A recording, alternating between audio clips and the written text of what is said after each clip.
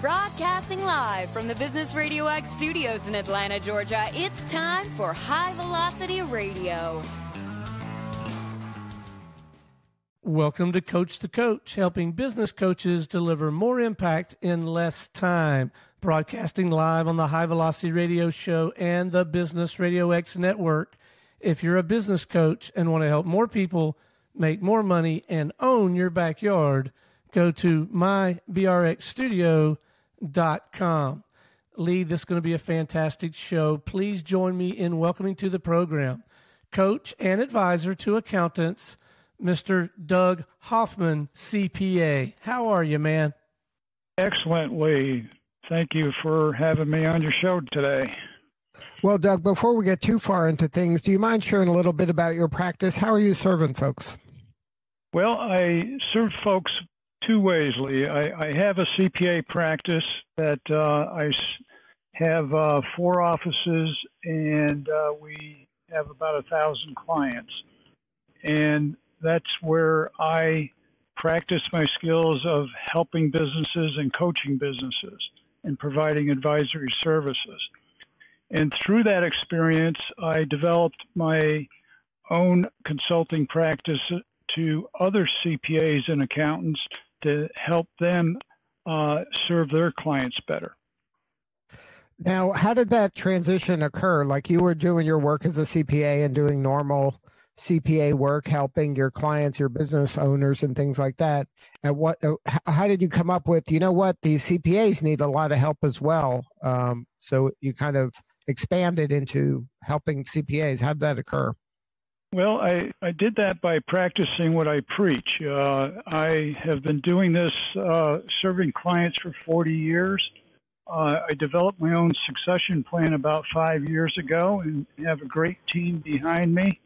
And I delegated all my work and said, well, what do I do next? And with my what I call a AAA personality, I can't sit still and I can't go to the beach or play golf. So I said, what am I going to do? I said, well, I'm going to give back what I learned to the accounting industry.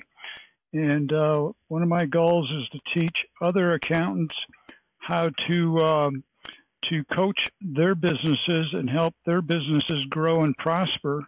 And I think that's the best leverage I can give to the business community is by leveraging with other accountants to help businesses.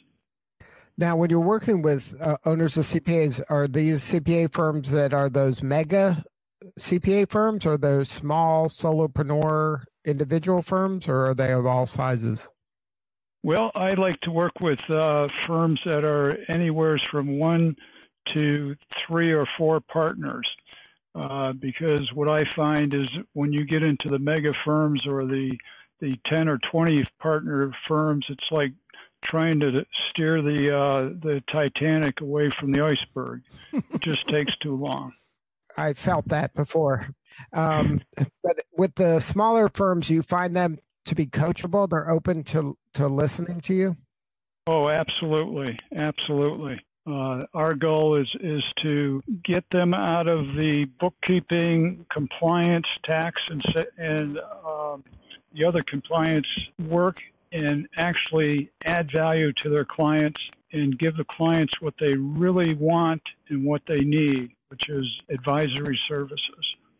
So you think that's a rookie mistake some accountants make, is to focus on the accounting, like the tax and the stuff they probably went to school for, and less on the business acumen and share best practices and the stuff that'll help their clients make more money and grow? Yeah, absolutely, Lee. What happens, especially in these smaller practices, is that they start out, and the easiest way for them to make money is to do bookkeeping and taxes. What happens is that they get so busy that they have no time to get their heads out of the weeds and see what their clients are really looking for, what they really need. You know, I had an example of a client that came into me, a new client this week, and said, well, they're doing the bookkeeping and they do the bookkeeping great, but I didn't know until the end of the year that my profit was up 46%. And that's what happens is that the accounting team or staff is so busy doing the book work, they don't realize that the client needs monthly financial statements and they need business advisory services. Now, do you see that the accounting firms of the future are going to be more focused on these kind of services and coaching themselves rather than the bookkeeping, auditing, tax services that they're focusing on now? Well, that's my mission, Lee, is to get the word out. What's going to happen is with artificial intelligence, the prediction is in 10 years at the most, in 3 to 5 years at the earliest, bookkeeping and tax preparation may be replaced by artificial intelligence. And it's already happening. I see people that are offering bookkeeping for $200 a month. And, the price, when you're in the compliance service and you're having it computerized, and the more artificial intelligence that comes in, all it's going to do is pressure the price down, down, down. And that's if the accounting firms don't see that as the near future. Just look back and look at what happened to retail stores. Look at the giants that have gone bankrupt in the last several years. Sears, Penny's, Payless just went out last week. Why is that happening? Because they didn't hear the warning signals when Amazon started 15 years ago and now is dominating the market, and they're losing all their sales. The same thing is going to happen to the accounting industry. And that's why my mission is to get the word out and help people that heed the warning to get into business advisory services, because that's the wave of the future. Now, how do you help the accountant who went to school and maybe has the personality to be a kind of behind the scenes person rather than this kind of interactive, I have to be a good facilitator, I have to be able to ask the right questions and hold people accountable, some of the skills a business advisor or coach has? Well, I run into that all the time, Lee, and basically that's why I'm the coach. I can coach these people to see that it's just like being in college and getting up and doing your first speech. You can do it, and the more you do it and the more you practice it, the easier it gets. So you have kind of come up with a methodology that helps the person that maybe has a lot of fear or doesn't feel comfortable having kind of sometimes difficult conversations with people. You help them through that, like through role playing or practicing? Like, how do you do it? Yes, we do it through role playing, and that's the best way to practice. And I don't want everybody listening to think I'm a miracle worker, but if somebody has the desire to do something, we have the tools to train them to do it. So what's the biggest fear that these CPAs have when you start working with them? Well, the biggest fear is that, first of all, I have to get them to delegate. That's the first fear that they have. The second fear is exactly like you said. Well, I'm not a business expert. What am I going to do? But any business that you're serving, making, let's say, 7 figures, $1 million or more, if you can't walk in there and within a reasonably short period of time find them $50,000 that you can save them the first year, why can't you justify a $12,000 or $20,000 fee, knowing that $50,000 is going to continue year after year, and in 5 years that's $250,000. Who wouldn't want a return on an investment like that? And for an accountant to tell me they can't do that is crazy. All you have to do is look at their inventory, their accounts receivables, accounts payable, operating expenses and their tax strategies.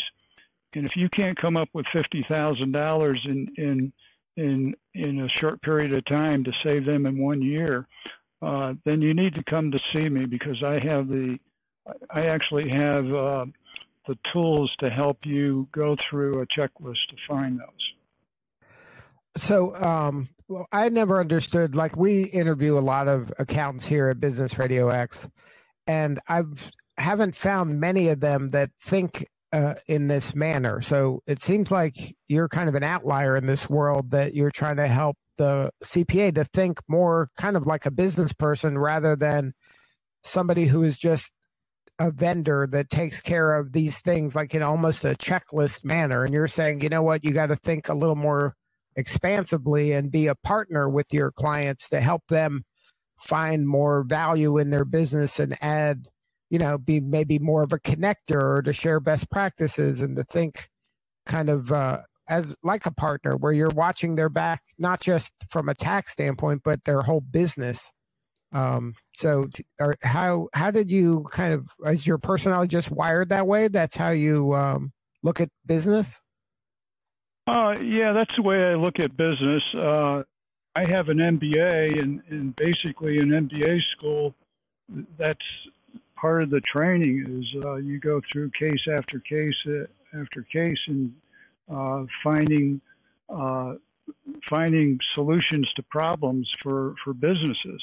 So maybe it's part of my MBA training, but when you take an accountant that's working with several businesses, just even doing the bookkeeping and the taxes, what you see happening in that business is a ton of knowledge that no other advisor is getting. And all you have to do is start using that knowledge, and you can help so many businesses that are out there struggling, that are having a hard time making ends meet, making payroll every week, and basically praying that they do have the cash in the bank when it happens. And the fact that you're not out there helping them, I think is you're shirking your fiduciary responsibility to your clients. Just to do the bookkeeping and the tax returns and not going a step further, you are definitely not serving your clients well. And that's the way I entice these people to look at what they're there for, rather than just looking at the compliance services. Does that make sense? Perfectly. If you're just joining us, you're listening to Coach the Coach, helping business coaches deliver more impact in less time. If you're a business coach and want to help more people make more money and own your backyard, go to mybrxstudio.com. Lee, this is my favorite part of the show, and you know why, right? Yes, I do. Because we get to talk about you. Yeah, exactly. So, Doug, I am not a coach out in the marketplace trying to pick up clients and serving outside of the Business Radio X system, but I do find myself wearing that hat as coach, mentor, guide for our studio partners. We have studios across the country, and we're hoping to have a great many more. And I will say this, lest anybody misunderstand or fall into this or buy into this myth about accountants, I will say of the 8 studio partners that I coach, one of them is a CPA, and I would say he is among the most coachable in the group. So I just want to put that out there. And Lee, you know who I'm talking about John Ray in the Alpharetta. I mean, he's coachable. And one of the reasons I mention that, though, is I have found over the years some people feel like they're more coachable than others. And so I guess I've got like this 2-part question. One, where do you feel like our responsibility as a coach begins and ends? And then how do you handle it if you feel like you're, I don't know, what do you call them, coachee? Your client is not, I don't know, making the progress or at least trying to take on some of your counsel? Anything you can offer in that respect would help me personally, and it might help some of our listeners, Doug. Well, when I interview a prospective client, whether it's a business client or another accounting firm that I'm going to help, I tell them, as you know, I'm from Lake Placid, New York, and we're the Olympic sports capital of at least the United States, if not the world. But we don't see any athletes going to the Olympics without a coach. And so why would you run your accounting practice or your business without a coach? It's the most valuable asset in your life. And then I tell them, all right, I'm your coach, but I'm not the doer. You're the doer. And if you're not going to do it, it's like signing up for a gym and then not going to the gym. So you have to do the work. And you have to get your head out of the books or wherever, and you have to work on your business instead of in your business. And if you're willing to do that, I'm willing to coach you. And that's how I start the relationship. And that's how I hold their feet to the fire as I'm working with them. And quite honestly, if there's somebody that just won't come around and they're not going to do the work, then I'll drop them like a hot potato. Well, it sounds like you really don't have any qualms about essentially firing the client if that's what's warranted. What I think I hear you saying is you set the discipline up front, and then you live by the discipline if that's the way that things unfold. And I mean, that sounds like great advice. Absolutely. And that's the way, the coaches should handle their businesses too, because, I always say you can lead a horse to the water, but you can't make them drink it. They have to have that desire and they have to want to do it.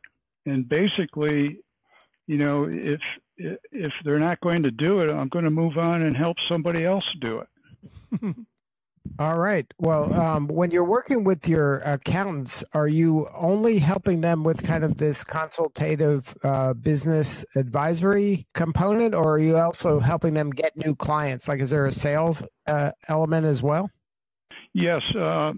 One of the things that I found about 6 years ago is a online e-learning system that is geared towards marketing and generating more leads and learning how to close those leads into transactions. And that's not only for the accounting firms, but when I start engaging my coaching engagement with accounting firms, I have them go through this program, because once they go through the program and apply it to their accounting practice, then I want them to go out and apply it to their business clients. And then, so is that proprietary, or this is just an outside vendor that you just kind of found?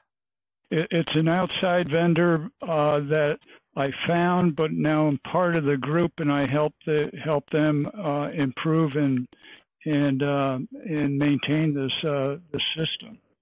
And it's a great system, and accountants like it because, as you know, accountants like systems. And it's a program that you can put your clients into, and every week it gives them a new video, and it also gives them a workbook to help implement what they learn. Because the concept of it, which really attracted me to it, is the fact that knowledge is valuable, but it's only valuable if you can implement it. And this system, week by week, implements a little bit at a time. And it's an elephant of information, but you can devour the elephant one bite at a time.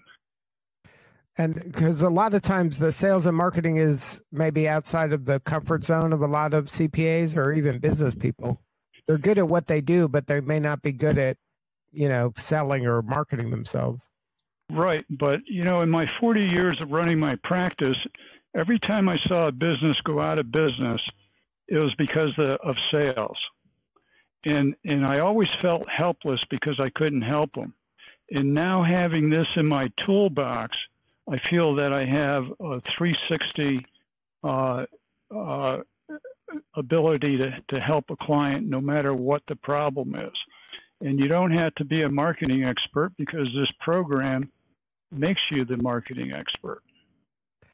Now, is and part this of is something that once I train the accounting firm or have them go through it and use it on their practice, then they're experienced enough to use it on their clients because it applies to all businesses and industries. It's not just for one industry or for somebody and not the other business. Right. It's kind of industry agnostic. Like if it's going to work for the CPA, it's going to work for the person who runs the gym down the road. Right. And the best part of this program is the fact that it's a marketing that says you have to brand, because what it teaches you right at the beginning is small businesses can't afford to develop a brand. What you have to develop is get in the mind of your customer and find out what problem they have that they can't solve and what solution you have that they can't find. And when you do that and you integrate that into your tactical marketing, then it's like if you never saw a red Mustang until you bought one, just see how many red Mustangs you see after you bought one. Well, right. That's what you want your customer to see when your advertisement comes out. You're the red Mustang coming down the road that they were looking for. And that's what most business people want. They want to be seen as the go-to provider for whatever service they're providing. Sure, their unique selling proposition. That's what they want. And, it's just like I teach the accounting firms. You look in the yellow pages, you look on the websites, we all do everything. We do tax returns, we do bookkeeping, we do auditing, et cetera, et cetera. But you want to stand out there. You do something special. You're proactive. No other accounting firm is. You offer advisory services. You not only say you offer it, but you find the money to pay for it. Right. It's like it pays for itself, though. Exactly. It's not taking the money out of the customer's or client's pocket. It's putting money in, and they're just sharing it with you. And then why would they ever get rid of you? If you have a vendor that's helping you make money and it's not really costing you, why would you ever get rid of that vendor? And you just hit the nail on the head. The worst thing that an accountant fears is losing a client. And if you do this type of the work the way we coach you to, the last thing you're going to do is lose that client. They're going to love you for life. And you can charge more because you're showing so much value there. You're making them that much more money that your rates become kind of meaningless as long as you're finding the money to pay for it. That's right. Value added services. You're no longer going to have that price competition. And now, do you find that accounts, once you tell them this, that their mind is open? They're like, is this like kind of a light bulb moment when you kind of explain this to them? I think so. Yes, absolutely. And unfortunately, like we talked about the horse, some people just don't get it, and some people do, and those are the people that I want to help. Well, the ones that don't get it are going to get it at some point because, like you said, there's almost a commoditization of the kind of the tasks that they're doing today. They're not going to be able to charge what they're charging or even get the work in the future with the way technology is changing. Yeah. I just tell them, keep an eye on the mall and see who's not there next week. Could be some of their customers. Yeah, and it could be them. The problem that I see most often is that accountants are too busy plugging away at the numbers to even talk to their clients. Yeah, and some of that might be fear, and then with your coaching, they're able to get over that fear because you put systems in place that helps them be more confident. Right. I give them the tool belt. Doug Hoffman, CPA, thank you so much for sharing your story. If somebody wanted to learn more, is there a website for your practice? Yes, you can go to proprietorshipcpa.com. That's my accounting coaching website. All right, Doug. Thank you so much for sharing your story today. This is Lee Cantor for Stone Payton. We will see you all next time on Coach the Coach Radio.